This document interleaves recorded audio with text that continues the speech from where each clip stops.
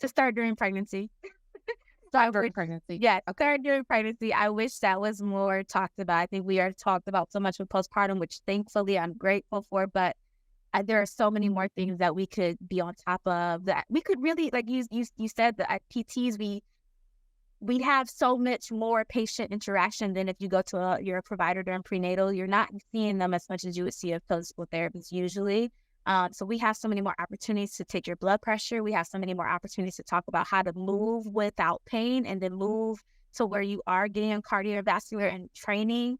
We have just so many more opportunities to even set up how to relax those muscles for pelvic floor for the birth, so that we can improve those birth outcomes, improve the birth satisfaction. So starting during pregnancy is what I would say. That is my mantra. The heel always named though.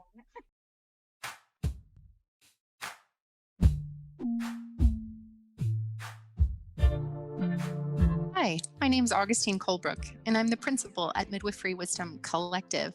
I speak on this podcast about big picture political issues and the future of our profession. Hey y'all, I am Jamara, and I'm a midwife. I'm also a birth justice activist. And this season, I am looking forward to sharing stories of Black midwives and the communities they serve. Hello, beloved birth community. I'm Angela Love, nurse midwife since 2004, preceptor, and mother. I have a home birth practice called Midwife Love and a national telehealth practice called Midwife RX. My mission is to keep birth choices available and to educate the next generation of midwives for our daughters and grandchildren. Matriarchy now. I'm Layla Wyatt. I get to share with you the voices of student midwives from across the country and beyond. This season, we focus on those students who just graduated, are about to sit for the NARM, or did yesterday, and we get tips and tricks for you for what happens at the end of the student midwife journey. Hi, Dr. Washington. Good to see you. As well. We're in person. It's working. Yes. I was like, oh my goodness. I hope that I am not missing something, but I'm glad that we made it. We're here. You are such a busy person. Thank you for making time to talk to us here on the Midwifery Wisdom Podcast. So excited to welcome you. Thank you. I'm excited to be here. Well, so let's start, because I think some of our viewers love and follow you, and you're such a social media influencer, so I'm sure people know about you, but why don't you go ahead and do an introduction? Who are you? Where are you? What do you do? Yeah, my name is Dr. Kamaria Washington, also known as Dr. K by most people, I would say, especially through social media platforms. But I am a many of different things for my community. I'm here in Detroit, Michigan. I love my city, love. And I have a practice in Metro Detroit, so right on the outskirts of Detroit. And I'm a pelvic floor therapist. I'm a women's health coach. I'm a birth educator, a workshop facilitator, movement facilitator, a lot of different things within making sure that women's health and maternal health, I would say maternal health advocacy, is dear to my heart. That's amazing. And so needed. How did you get into this? So I was in PT school and I was feeling very lost. I say this origin story all the time because it's really how I came to where I am today. And in PT school, I felt just very not connected, just very like, I didn't see myself working with athletes. Didn't see myself working with peds. Nothing was really calling to me. I tried to, and that's kind of a common pathway, right? It's like sports or like occupational therapy or speech, things like that, right? Yep. So physical therapy, it would be like the more of the like pediatrics or geriatrics, what they would say, or people who are retirees, right? But yeah, and none of that was like calling my name or speaking to me. And then I ended up going to, I was in Boston at this time when I was in PT school at MGH Institute of Health Professions. I went to a conference, Black Health Conference at Harvard that they hold annually. And one of the topics that year was about Black maternal health and sharing about the disparities within the maternal health care system and how that affects Black families. And I remember just crying in this lecture. It was the first time I had learned about all this. Wow. I was just so moved and like, thinking about me and the Black mothers around me. I'm like, I want to be a Black mother one day, I think. Yeah. So the lecturer at that time I was in PT school, and so they introduced me to pelvic floor PT as an option and maybe into birth work. And my drive for school was way different after that. So that's how I got into pelvic floor therapy. Wow, that is a beautiful origin story. So for those that really don't know, and most of our followers are midwives or students, and so I think most of them have a good understanding that some people need pelvic floor therapy after birth, but actually it's a lot more than we think about usually. So tell us an overview. What is pelvic PT? What do you do every day? Yeah. Ooh, yeah. Pelvic floor PT can be so expansive. It can look like so many different things. I personally am a pelvic floor therapist who only works with those who have a vulva, but everyone has a pelvic floor. So there are kids who may need pelvic floor therapy. There are people with penises who may need pelvic floor therapy. Everyone has one. I choose to work with certain ones, though. And so what that looks like it can be many different things. Typically, if people have found their way to my office, the most common things that they might be coming to me for are they're having leakage when they cough, jump, sneeze. So like that common joke, oh yeah, every time I laugh now, I pee myself, maybe post. Not required, right? We not required. Not that. Yeah, they do not. It may be common, and statistically, it is very common for people to have these dysfunctions. I really think if more penis owners had there be an issue, there would be upheaval in the work. Yes, as it's common. Yes. Yes. So that would be a common thing. Prolapse, pain with penetration or any type of infancy is another thing. And so in sessions, it's really getting people first to understand what's going on, because a lot of times they've either been dismissed or it has been so normalized that they just have been living with it and didn't even know it was an option to get anything different. So that's the first thing. It's like making sure they understand like what's going on, and maybe even if we can, why it's happening. But that can look, when it comes to how do we work on that, I think many people are more familiar with what physical therapists in general do. And so knowing we can treat the whole body from the neck all the way down to the feet, we incorporate that into, but now have this specialization of, we also know about the pelvic floor muscles. So just like you will work your quads if you had a knee injury, I do that with the pelvic floor muscles. It just looks like sometimes I'm doing internal work, which means that there is a pelvic floor exam, or it may be that we're working on maybe the core muscles and strengthening those to help the pelvic floor. So it can look like so many different things, but all to optimize the function of those muscles down there. That's amazing. And it's really been an ignored field, an ignored part of the body. In the patriarchy. The patriarchy seems to ignore female needs and people's needs who have a vulva. And it feels like in recent years, fueled a lot by social media, there's been such a heightened awareness of that. You're one of those social media influencers. Do you get pushback? Do you ever get like negative comments? Negative comments. I would not say negative. Sometimes exploratory in a not way that I would like. Maybe from people who are not in that penis owners. You know. Yeah. But I wouldn't say anything negative necessarily. No, I haven't. It's always usually been like more ahas or more like, well, more. Yeah. Yeah. As of now, I haven't had the negativity at this level right now. So I think, well, it brings me to kind of the intersectionality that I'm sure you experience every day, this intersectionality of anatomy and physiology, this intersectionality between birth work and sex work, this place of hormone function and oftentimes shame is associated with the pelvic floor. So there's this whole psychosocial dynamic. It's quite a profound profession, really. Yeah. It requires so much more. Like, you're working on someone's knee. There's not usually quite as much, say, emotional baggage or potential for injury on all levels of the being. This requires real sensitivity and real courage and a real confidence in yourself and your abilities. How did you develop that?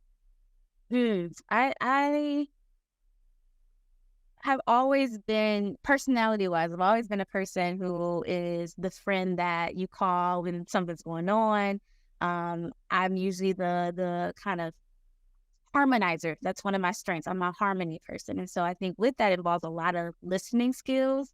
I've always excelled with communication skills with like exams or even in PT school. That was a section I never worried about. And that helps me a lot in pelvic health because you're right. It's not just like we work on doing the hands-on part. Sometimes it might be a session where most of it is educating and talking or just listening. Wow. I can imagine there are quite a few clients who end up crying on your couch. Oh yeah, absolutely. Yeah.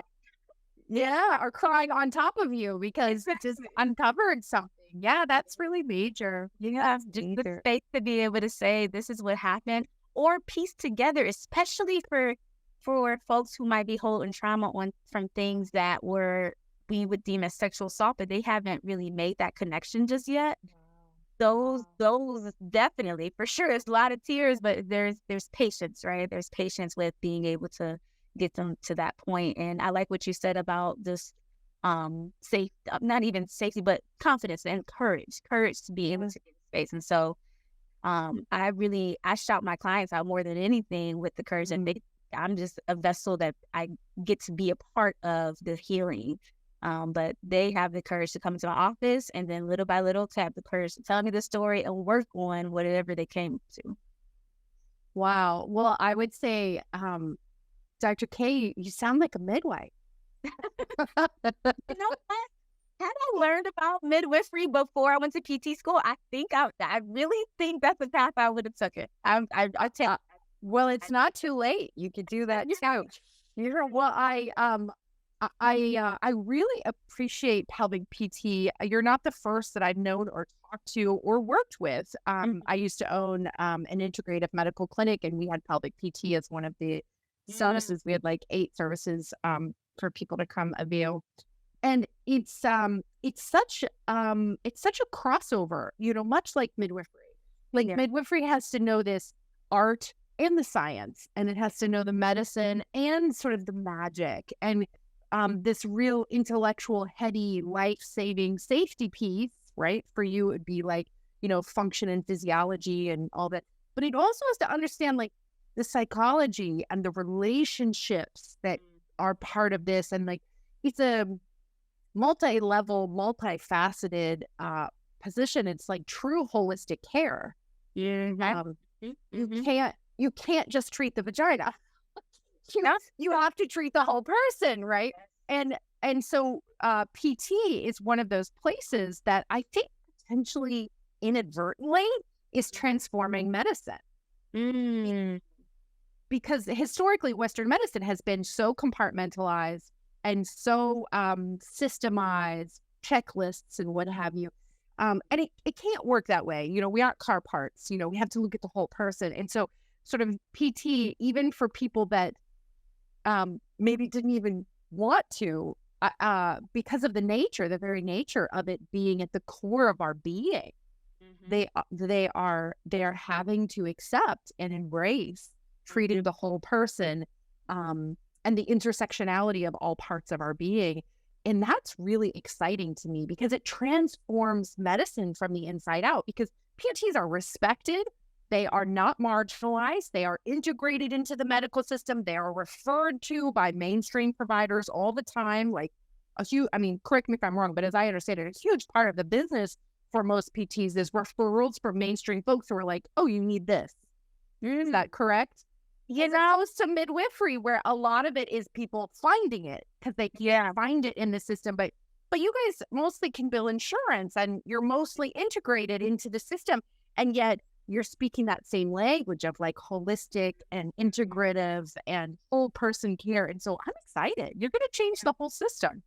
I pray. And I think everything you said is so layered with so many things, because I actually don't think PT is, I mean, midwifery for sure, you all are not respected in the way that you should be. Yeah. In PT, and when you look at insurance reimbursements and you look at the things that It's not enough. well, it's not. Okay. Where it should Okay. be.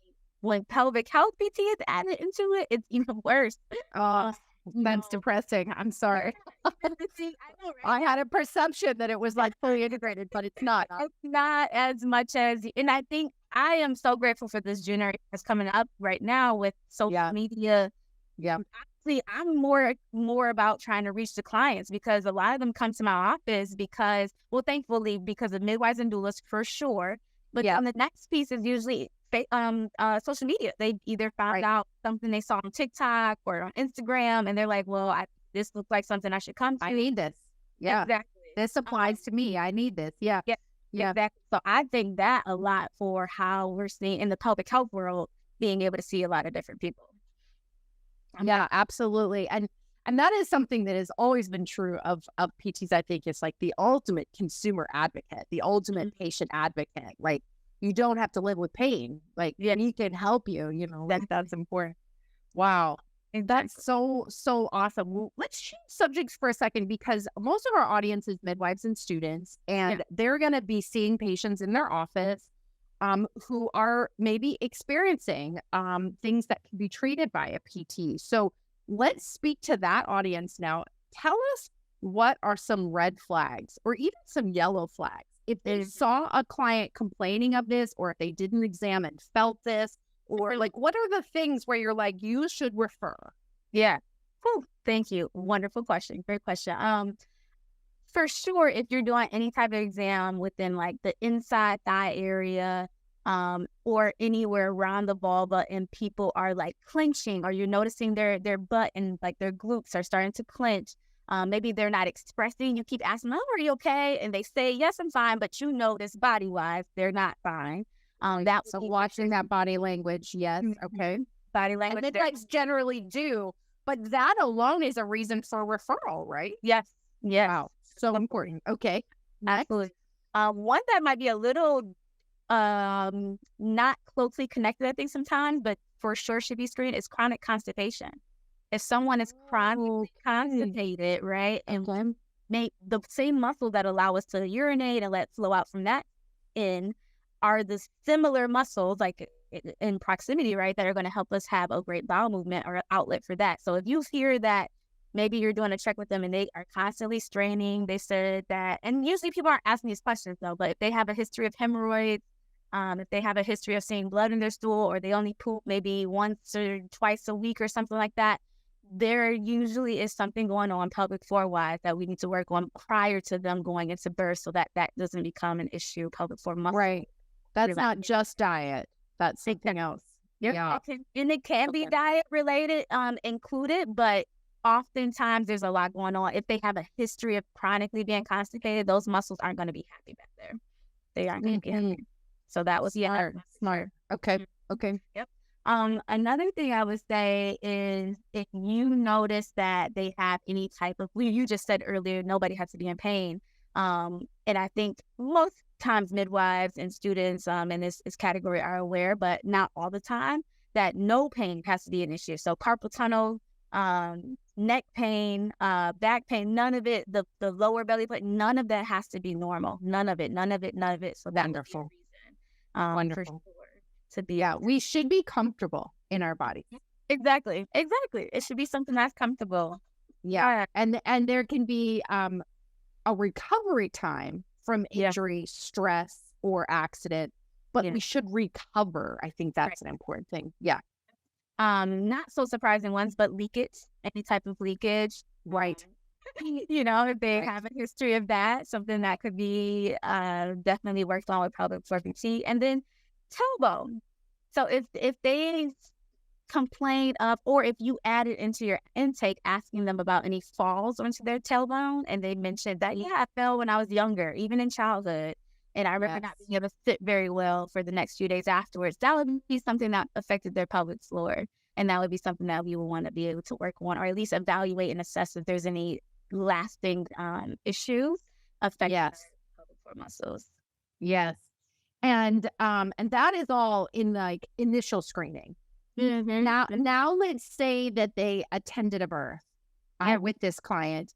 If it was not successful community-based birth and they were transferred to the hospital and either gave birth by cesarean or vacuum or forceps or with an epidural or some other kind of hospital intervention, and they come back to care, almost all of those are reasons to be referred, right? Yeah. If they are pregnant or if they are postpartum, they shouldn't go see right. But a lot of times they won't, right? Or they already have some kind of body worker or something. So I have always maintained that instrumental delivery is always a reason to get care afterwards, because if you have a surgical delivery, they have changed the musculature by virtue of the surgery.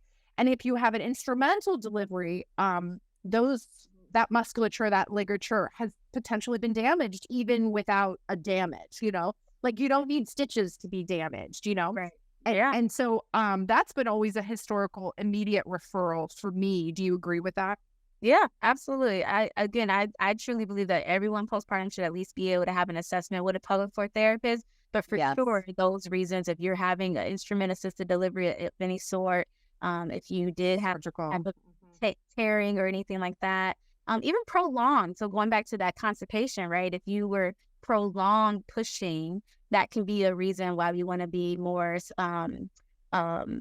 thinking about or looking for any signs of prolapse or any signs of any other strain in other ways. So yeah, for sure, I agree with that.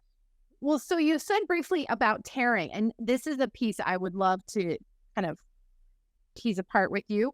Midwives will repair a first or a second degree tear under their own authority, and should. That's a perfectly appropriate thing to repair. Most of us kind of have the understanding or the awareness that a third or a fourth degree tear, which involves the anal sphincter or the bowel, will have lasting scar tissue and needs evaluation, needs treatment. I think most of us understand that. But what I'm hearing from you is that any kind of pelvic injury or repair needs to be assessed, and that's even for second degree and first degree. So tell us a little bit about that. What do you find when folks come in after a repair? Yeah, so the thing, going back to where we first started, thinking of people holistically, all right? Holistically, everybody has a different way that they manage pain. Everyone has a different way that they manage their birth, or maybe it was how they experienced birth, right? So sometimes I see people who have a second degree tear that looks really good. I'm glad they're in my office, and they're just like really not happy. Like things are not feeling good. Like they are super unhappy. And then I've had people who have a third degree had a really good, again, that things look really well. They look good. I'm happy they're in my office. And it's fine. They're like, yeah, I got they said I have a third degree. Like I noticed, some things going on that are different. We're working on it, but they're not unhappy as this person who may have a sex. So thinking about this whole person, that can play into how they are experiencing that tear as well. It may not just be the physical. We have to also go and look at all these. Are they a single mom who is not able to rest this tear? Are they not able to purchase the pads, those pads that help and be able to work on that healing in that way? There's so many different things to look at as to what makes a difference with how this scar, including how they feel about the fact that they tore, right? Exactly. Yeah. Were they educated about that they might tear? All those things. All right. Is there anything that you feel like midwives could be doing, teaching, or offering if the client can't be evaluated by a PT? Midwives, I love midwives. They already do so many things. I think, I can't say that their care may look any different. At least with the midwives I've worked with, they've all done such a great job with their care afterwards. Usually they have the aftercare part pretty down, of letting the patient know what type of things will be helpful for the perineum. Yeah, definitely. If anything, maybe working with a pelvic floor PT to just have 2 or so basic things they can do exercise-wise, and not even exercise, more positional. So lying in positions where their hips above their abdomen. That can be helpful for all moms afterwards. A bit of that. That those organs that are a little bit lower than they were before, helping them become more into the abdomen. That could be something midwives could offer to anyone because that's not going to harm anyone. But in general, I feel like midwives just do such a great job with aftercare with that. Their lane is taken care of pretty darn well. Yeah. It's obviously much more robust than the mainstream medical pathway. But I'm thinking more like specifically. So one of the things that I learned, I'll share it with you and see if you feel like it's appropriate. I'd like that 6-week visit when we're kind of wrapping up our care and we're sort of giving recommendations into the future because they're kind of launching out of our nest, if you will. One of the things that we offer at that point is an exam in order to verify healing, check on full involutions, cervical location, if we can palpate ovaries or not, find out if there is pain so that we can advise around different things. It's kind of our last visit. Some people decline it, of course, but many will accept it partly because it's kind of been accepted as a route in our culture is that you get an exam at your 6 weeks. So people kind of respect that. So we offer it always. And during that exam, aside from a bimanual exam feeling uterus, I will also feel for trigger points, pain points, find out if there's flexibility, if they've gained some tone back in their pelvic floor muscles. And if they can't do a contraction, a Kegel around it, if they have pain, if they're really, really stuck and there's no flexibility, those kinds of things, that'll always be like the conversation starter to be like, so I'm finding these things. Here's where I'd like to refer you. Do you think that's an appropriate step for midwives to do? I absolutely do, because what you just ended with was I'm finding these things. I think it would be the next step to, I absolutely think all of that. Just like if I do something that is not within my scope, maybe I find it or like I see it, but I'm not going to say it because I know that's not within my scope. So I would say, this is what I'm seeing. I would like you to go talk to. So I absolutely think that is something that could be used. And I'm glad you went that direction of what that can look like. And what you said, pain, feeling for those trigger points. If there is anything that's painful, seeing if that contraction around the finger, if you feel any tone, all those things are super helpful to know or get an idea of what may be happening.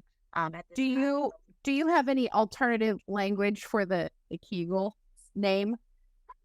A pelvic floor contraction. I love that. That's usually where I go. I love that. Yeah, I would really like to erase white men's names on our body parts. I would really love to do that. So yeah, we've been calling it a tightening, a vaginal tightening, pussy squeeze. There's lots of fun words. A push up.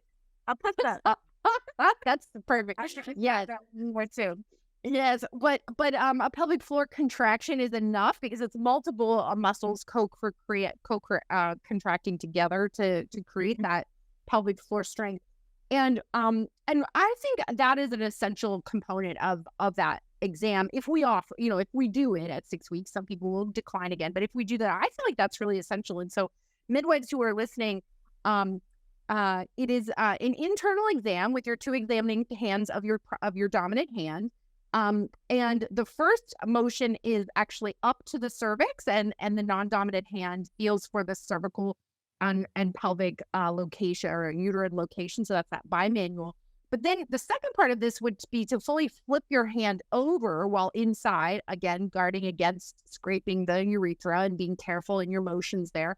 But flipping over and at all of the sort of thresholds. So one is with the fingers fully in, press down, and then you come out about half a knuckle at a time, continuing to press down as well as into the sides and the walls of the vagina, feeling for those tightnesses, trigger points, knots, and of course their response to pain. And this isn't digging around, it's just slow and steady pressure in all directions, and eliciting a response. Do you feel this? Does this hurt? Are you feel numb? Does it feel uncomfortable? And getting that feedback from them, and a really healthy normal response is, doesn't hurt, feels fine. And there's no it feels kind of like a tension is there, like the muscles, right. not butter, but it also doesn't feel like really rigid. And that is a really healthy finding. But if you find that there's no contraction, they can't engage their muscles, or if you find they're kind of jumping off the table in pain, those are all really, really concerning. And in my experience in my own body and in listening to other people's experience over the years, those don't tend to get better on their own. Those tension points, those tension patterns tend to exacerbate. Would you agree? Tell me about this.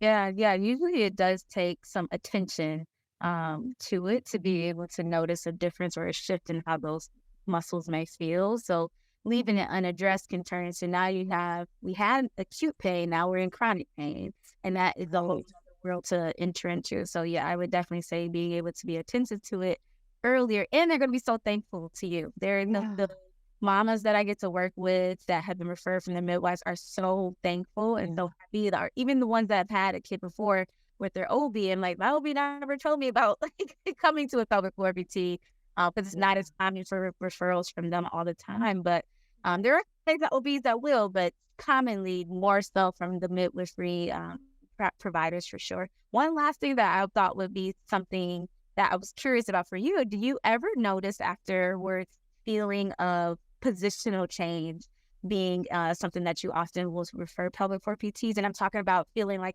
the bladder is heavier or is that?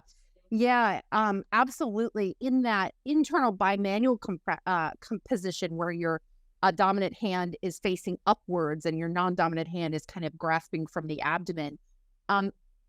As you get more skilled at this, and obviously new midwives, this is kind of a challenge because it's a proprioceptor site development to really understand this. But you can identify uteruses that are retroverted, that are tors, that are torqued, that are tilted.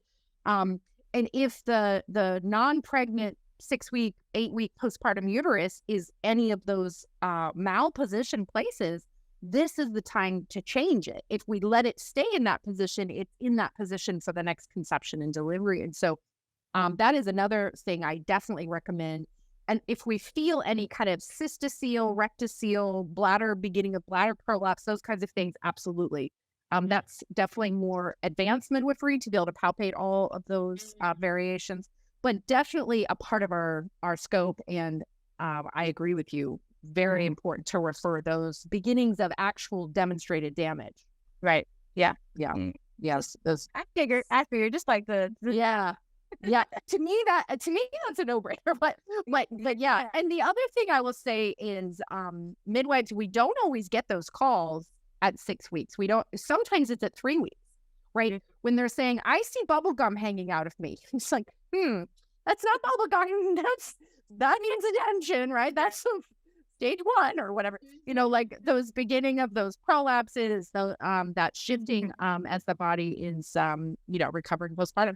We, don't have to wait for 6 weeks. At least I don't. I refer as soon as we have an issue identified. But sometimes, we don't see them till later, or we don't. There's nothing obvious. There's nothing hanging out of them. It's really that internal exam that discovers that. So yeah, as soon as we know, refer. Augustine, I want to say, because I think sometimes we can get looped into that all pelvic floor PTs will do is just internal work. If someone came to me before 3 weeks and they did have a tear, we don't do internal work. Right. We wait till that heals, but there are still plenty of things that we can do to be able to help if they're having a prolapse or that type of feeling or pain or whatever down there. So that's something that I think is huge, because I get that all the time from providers, like, oh, when they're 6 weeks, they'll come. Like, they can come before that. We just not be doing the internal work until that. Definitely. I love that you say that. And I would say, just again, as a midwife management, business management kind of perspective, the reason that I always prioritize referral as soon as possible is because sometimes it takes them a while to call the place and get in postpartum brain, baby world and all the things that it takes to get out the house. It might take you 2 or 3 visits, saying this over and over with them to get them to take the action to refer to the next place, so that they actually won't even get seen till 6 or 8 weeks.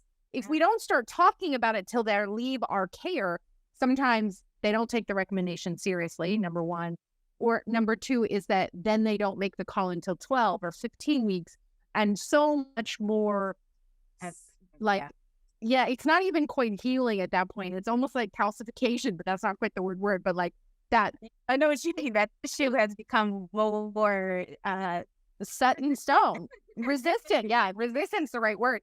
The sooner that we can do that, the better. And then, like you said, there are external processes. But really, also there's that trust building. That like, yeah. But probably for PTs too, or you have virtual options. I offer virtual options, and then some coming to your home. There are mobile platform people that will come. So you don't have those barriers of getting out the house, but you have virtual options and you have options to come to home. So those are also things that can be helpful. Is there anyone that you ever refer to? Oh my goodness, who don't I? Yeah, absolutely. In what regard are we talking about? And what? Anyway, like when you have a client on your desk, at what time do you think, oh, this kind of provider, you're gonna do that? Tell me about that.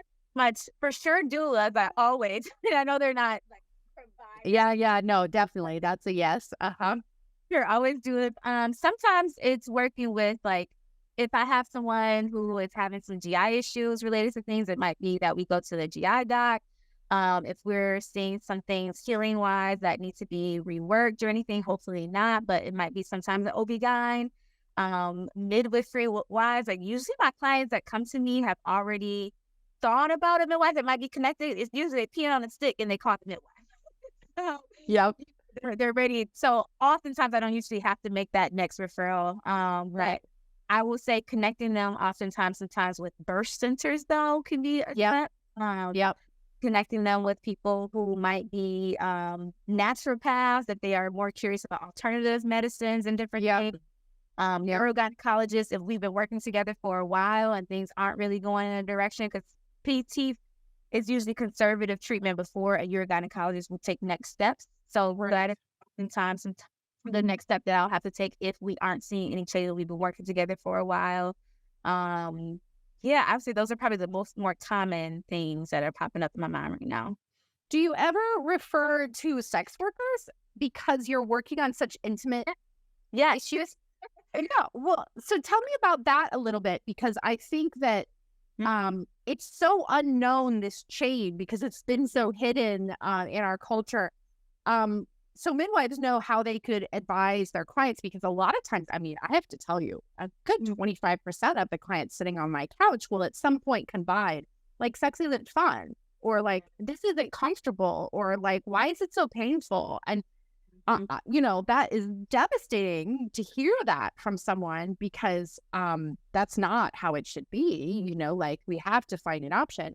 I'm not usually the person that's going to help you find that answer, but I know to send you at least to start with PT, right? Because we have to determine if the physiology is working, right?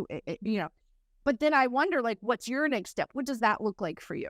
Yeah. So I think there are some basic things that we can like talk through, but depending on where that client is, especially if there's a lot of partner involvement in the things that they're saying, for sure sex counselors, sex therapists can be so helpful, always helpful. But I'm also thinking about what are the things that they're talking about. Is it that this is more sounding like a depressive episode right now, and we may need to go to maybe a talk therapist that not necessarily has to have sex counseling background? Or is it truly that we're hearing a lot of language around just sex in general and the pleasure and the changes with libido and just a lot of different things in that direction? And for sure, sex counseling and sex therapy can be so helpful to be able to take that next step outside of the physical, because we can never, if the mental never catches on, the physical will never be fully lasting. It will never. It's all integrated. Yeah. Mm-hmm. What happens when you encounter trauma, especially sexual trauma?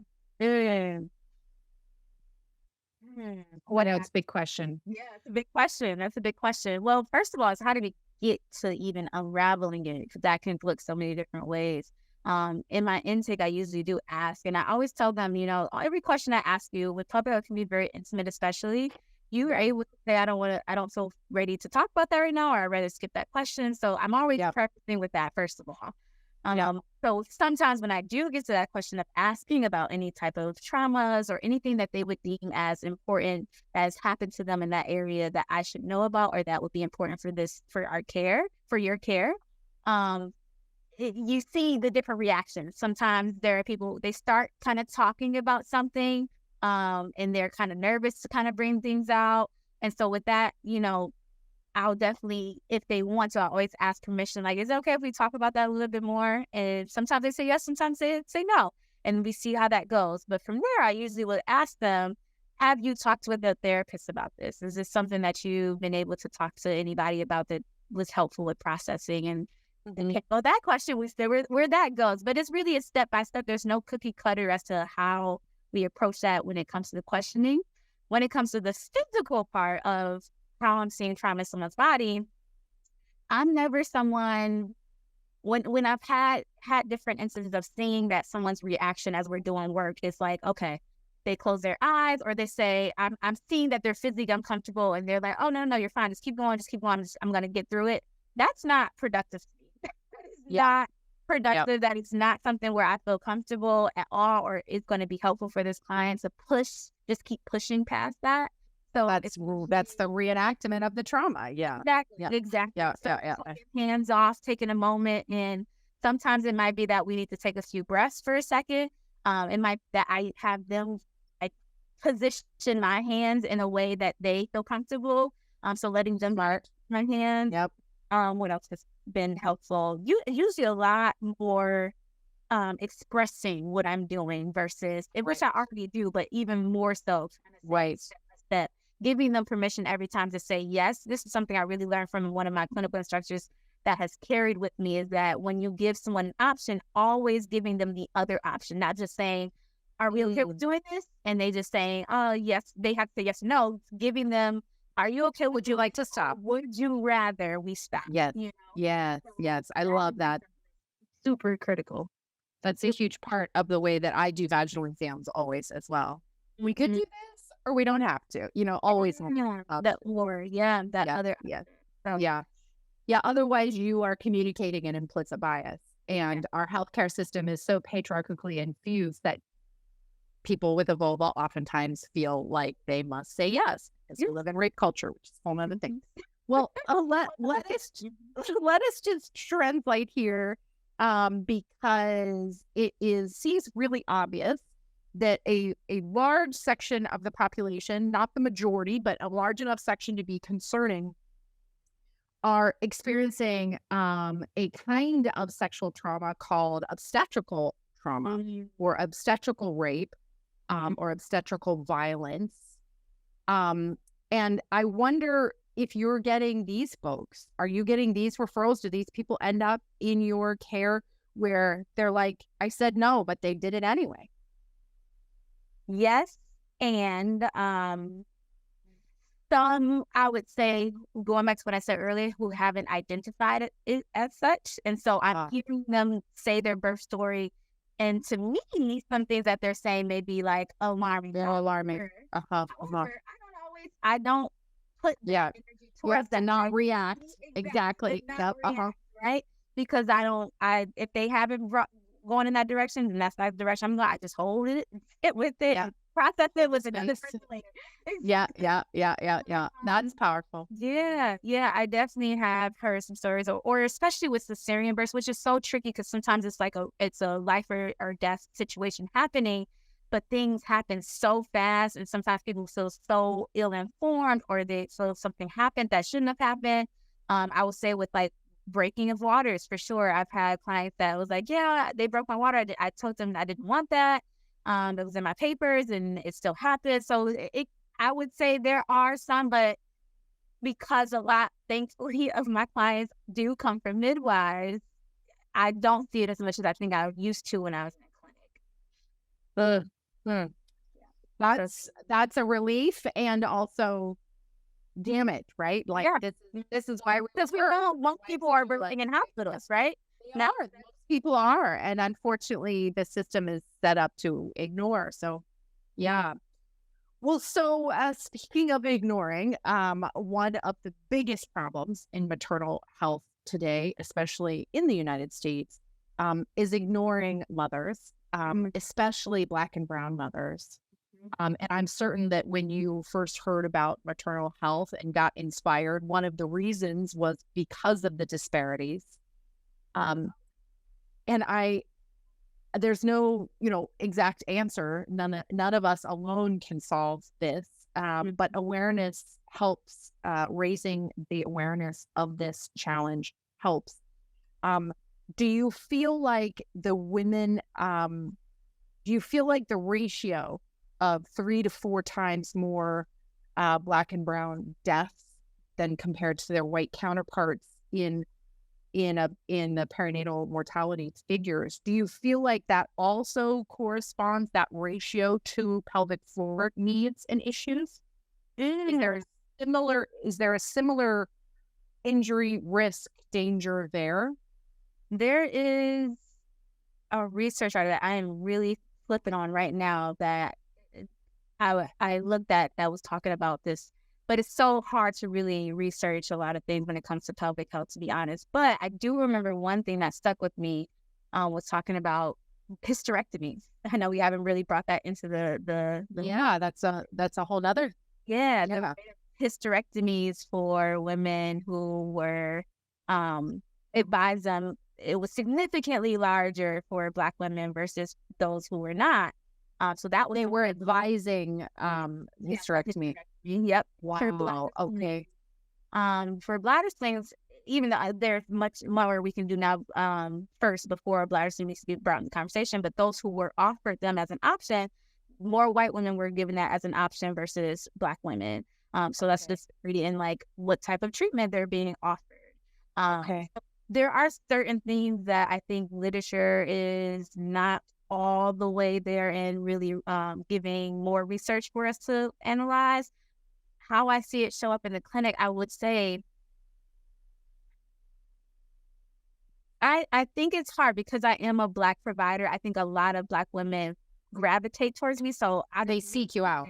Exactly. Yeah. There have been things I see so many more than normal. So I'm not sure what the whole statistics are. Because I think I get a little bit of more than most clinics would. So it's hard for me to say on that. It feels like it's likely the trend continues. That would be my. I wouldn't be surprised. Yeah. Because it's very hard to tell a pelvic health provider in general, and even harder to find a woman of color provider. So to me, that also speaks to, if there's very few providers that even do that look like me, there's likely very few people in that population that are getting that type of treatment.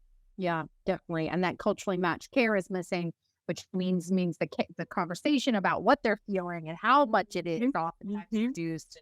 Yeah, all of those challenges. Well, what a blessing that you are serving where you are, who you are. What do you wish? What do you wish people knew about your profession? What you do? To start during pregnancy. Start during pregnancy. Yeah, start during pregnancy. I wish that was more talked about. I think we are talked about so much with postpartum, which thankfully I'm grateful for. But there are so many more things that we could be on top of, that we could really, like you said, the PTs, we have so much more patient interaction than if you go to your provider during prenatal. You're not seeing them as much as you would see a physical therapist usually. So we have so many more opportunities to take your blood pressure. We have so many more opportunities to talk about how to move without pain, and then move to where you are getting cardiovascular and training. We have just so many more opportunities to even set up how to relax those muscles for pelvic floor for the birth, so that we can improve those birth outcomes, improve the birth satisfaction. So starting during pregnancy is what I would say. That is my mantra. The heel always like though. So smart. Well, Dr. K, thank you so much for joining us on this episode of the podcast. Your voice is so clear and so authoritative. It was such a pleasure to learn from you today. Where can people follow you online? Yeah, you can connect with me at on Instagram, usually is where I'm most active, at Dr. So Dr. period, the letter K, Washington _, and then that can connect you to my clinic, so you can actually see some of the things that I do with clients in sessions and virtually, and understand what it may look like to see a pelvic floor therapist. Awesome. We will link that below, and really, really great to connect. I hope that we get to meet in person someday. We're going to get you to one of our conferences, get you to come speak. It would be great. And thank you very much. Thank you. I'm excited. Have a great day. Bye.